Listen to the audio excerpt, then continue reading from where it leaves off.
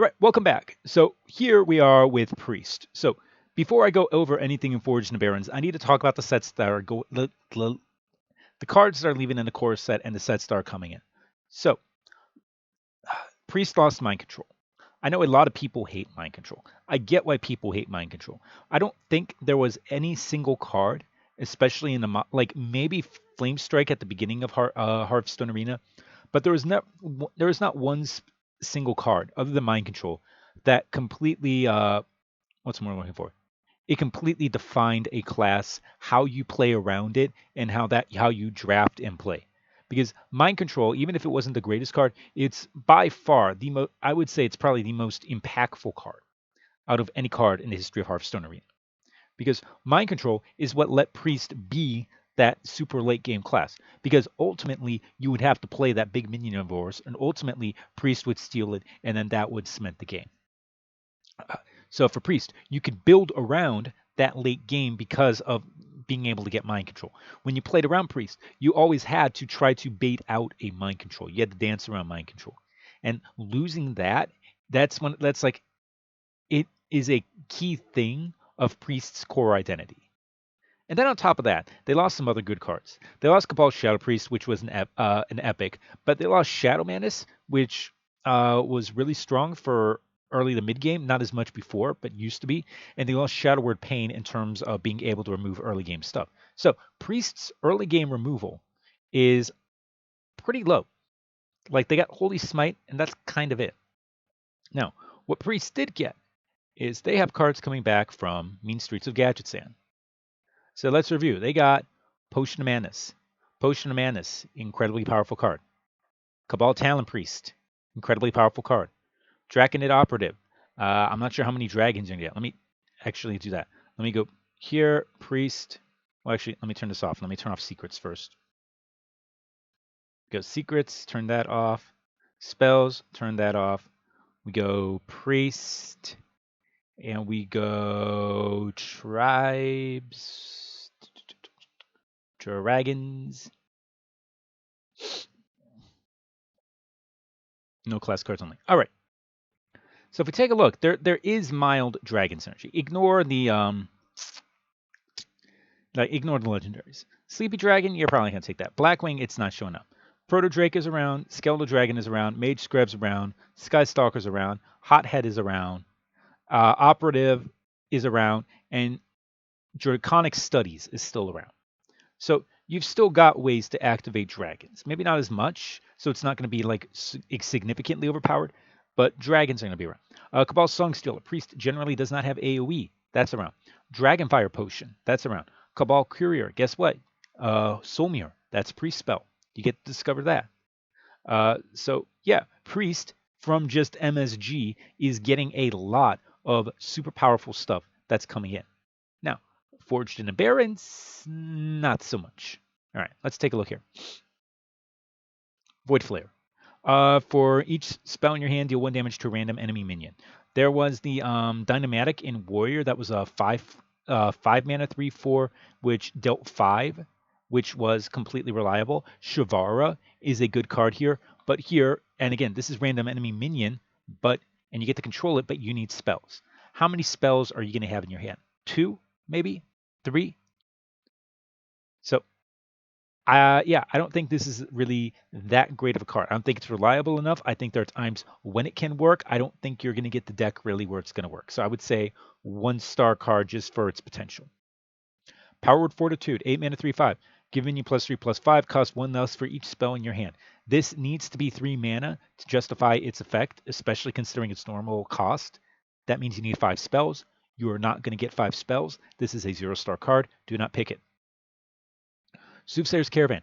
At the start of your turn, copy a spell from your opponent's deck into your hand. I think this is by far the best of the caravans because this is an effect that it can go infinite. Because it's a spell, you got initiative with spells. Because it's priest, you got a lot of ways to protect things, or you got a lot of ways to copy things. So yeah, ultimately, really, really good card. I think this is a high 3-star card.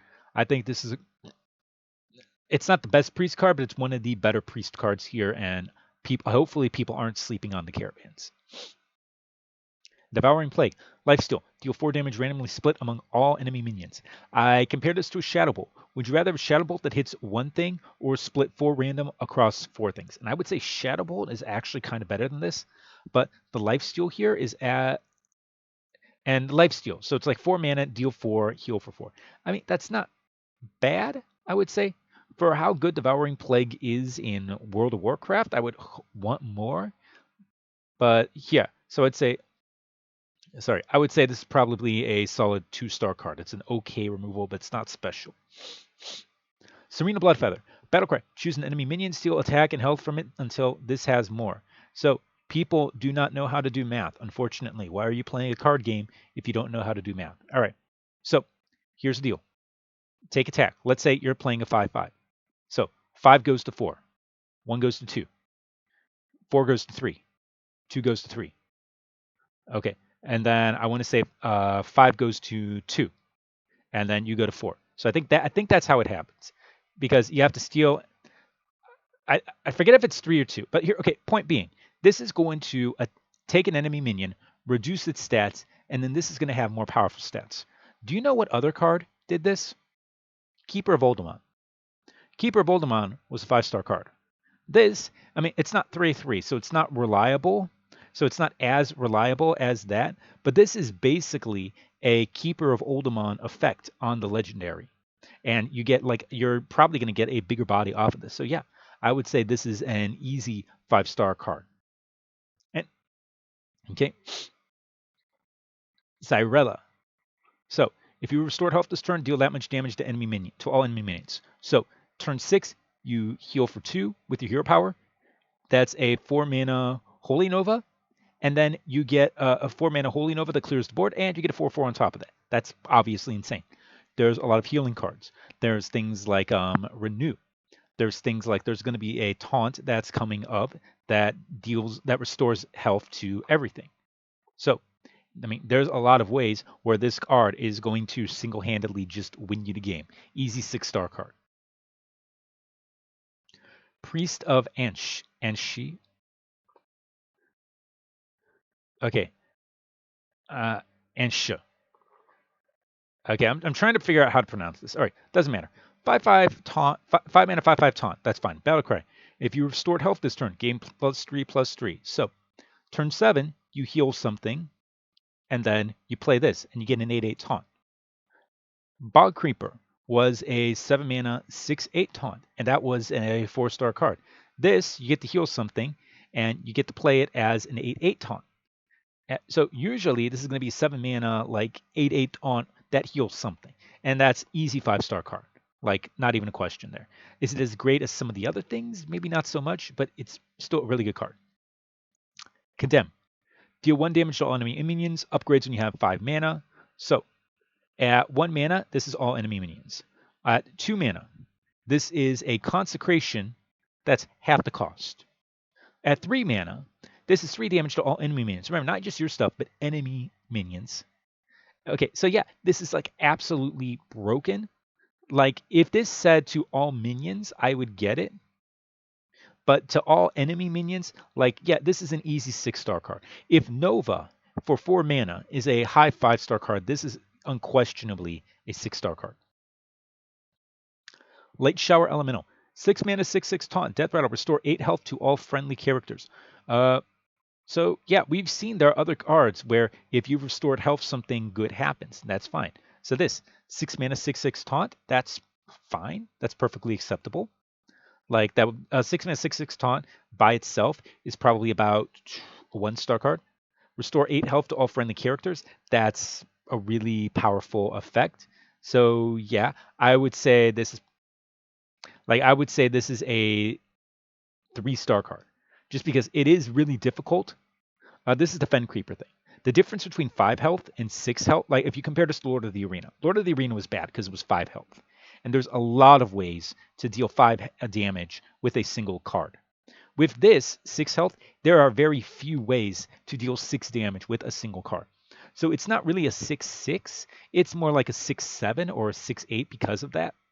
So that's where like stat breakpoints matter.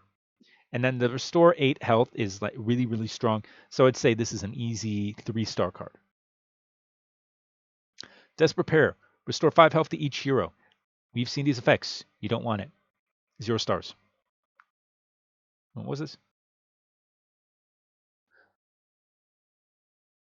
This is the Living on a Prayer. Whoa, we're halfway there. Whoa. I just noticed the text there. Okay. So you got my beautiful vocal cords singing there. All right. So anyways, that's Priest. So Priest, they got good cards like Condemn and Ansh. They're good cards, but they're epic. The common cards are mediocre. So it's like I'm not sold on Priest. I think the problem is their cards are gated behind their rarity. So I don't think in Priest losing mind control, I don't think they are going to do that well in the next set. All right. Next class that we have up is Rogue. So I will see you guys then for Rogue. Later.